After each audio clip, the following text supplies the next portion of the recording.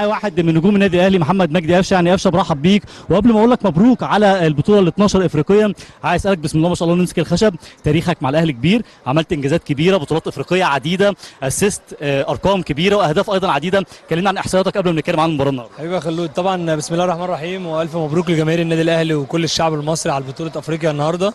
الواحد الحمد لله مبسوط ان هو النهارده خدنا البطوله دي، البطوله الرابعه عليها في افريقيا.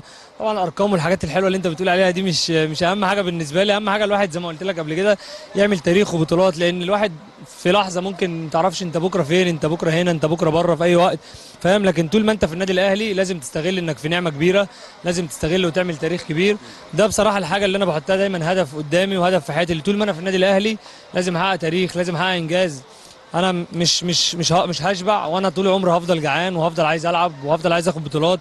طول ما انا موجود ولابس التيشيرت بتاع النادي الاهلي هفضل طول عمري جعان وعايز بطولات، كل ده عشان خاطر اهلي وعشان خاطر جمهور النادي الاهلي. قفشه، يعني مستر كولر لما بيحطك في اي ظروف صعبه، في اي مباراه صعبه افريقيا، دايما بتكون جاهز. ولاحظت ان انت على دكه البدلاء قبل ما تنزل بدقيقه او دقيقتين تقريبا كنت واقف مركز جدا، عمال تقعد وتقف تعمل استرتشات وانت قاعد على دكه البدلاء منتظر اللحظه اللي تكون موجود فيها في الملعب. ونزلت كنت مركز في الملعب، حطيت كره في العارضه وكان فاول بالتاكيد مهم جدا. والله يا خالد، يعني بص انا دايما ببقى مركز، وخد بالك احلى حاجه انك تبقى قاعد على الدكه وتنزل في اخر ربع ساعه ونص ساعه، ده بيبقى توقيت مميز لو انت لعيب مركز. الفرقه الثانيه بتبقى تعبت، بيبقى فيه عليهم ارهاق، فانت بيبقى الملعب فاضي وفي مساحات. لو انت لعيب مركز وجاهز تعمل الفرق مع فرقتك. دي الحاجه اللي انا بسعى عليها دايما. هي في الاول وفي الاخر وجهه نظر مدرب، اللي هو يختار اللي انا ابقى معاه بره. اكيد هو شايف ان ده وجهه اللي انا حل كويس للفرقه، فعشان كده بيعمل كده. لكن زي ما قلت لك المهم ان انت لما تنزل تبقى مركز وجاهز. انا ببسط بنزل العب كوره حلوه زي ما المدرب بيطلب مني، بيطلب مثلا استحواذ، بيطلب عايزين نكسب، نطلب اللي احنا نلعب كوره لقدام، نطلب اللي احنا ندافع، حسب ما هو بيبقى طالب. انا ببقى عايز اسمع اللي هو عايزه، لان انا من الناس اللي بحب انفذ التعليمات 100%. لكن هو في الاول وفي الاخر زي ما قلت لك وجهه نظره، هو صاحب القرار، وانا موجود في النادي وهفضل موجود في النادي لحد اخر يوم في عمري. هتعب عشان اعمل اللي عليا واخد بطولات واعمل تاريخ في النادي الاهلي. مالك اول مره يحضر لك ماتش النهارده ولا حضر قبل كده؟ لا، مالك ابني اول مره، يمكن تقريبا اول مره الناس تشوفه اصلا. هو ما بيظهرش كتير واول مره يجي ماتش، بس لما يكبر بقى مع الوقت هيبقى لعيب كبير يعني، بس مش هيلعب كوره في مصر. طب تحب تقول للجمهور الاهلي اللي كان حاضر النهارده بقى في الاستاد؟ لا، زي ما قلت لك في الاول، جمهور الاهلي طول ما هو موجود النادي الاهلي بخير، زي ما هم بيقولوا. جمهور الاهلي طول ما هو موجود احنا كويسين، احنا ابطال، احنا عندنا دافع، عندنا حوافز، عندنا كل حاجه حلوه طول ما جمهور الاهلي في ظهرنا. زعلت لما الكره ضاعت الفاول وبعد دقيقه او بعد ما الكره خرجت اوت عاتبت نفسك شويه؟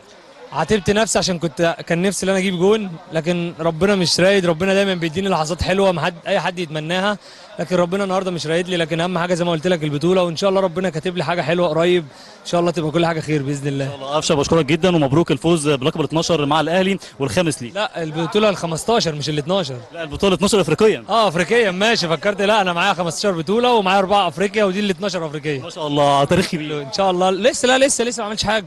حبيبي يا خلود، شكرا حبيبي. يعني مشاهدينا، ده كان لقائي مع واحد من نجوم النادي الاهلي محمد مجدي قفشه بعد انتهاء هذه المباراه. الان نقعد نروح للاستوديو. اقول لك انا بقى على حاجه. شفت الكوره بتاعت قفشه اللي جت في العارضه؟ الكوره دي بقى حرقت دمي اكتر من اي حاجه في الدنيا. شفت انت؟ فاكر انت الكوره بتاع زيزو اللي جت في العارضه في النهائي اللي بيقولوا على نهائي القرن؟ ده كده بالظبط، اهو ده كده بالظبط. النهارده اتحرق. النهارده حسيت بيك يا صديقي يا زملكاوي، بجد والله حسيت بيك النهارده. كوره يا جدع، مفيش ايه ده، ايه ده، احنا كسبانين 1-0. لكن الكرة دي يا لهوي خليتنا نشد في شعري. قفشه كان عالمي النهارده، نزوله في توقيت يعني. خلي بالك كولر كان عملها كتير جدا مع قفشه في البطوله دي. بينزل قفشه عشان خاطر يمسك كوره، بينزل قفشه عشان خاطر نعرف نمسك كوره، عشان خاطر نعرف نستحوذ على اللعب ونعرف نلم نفسنا. وبصراحه قفشه بيعملها بطريقه مفيش بعد كده. مليون مبروك لكل رجاله الاهلي.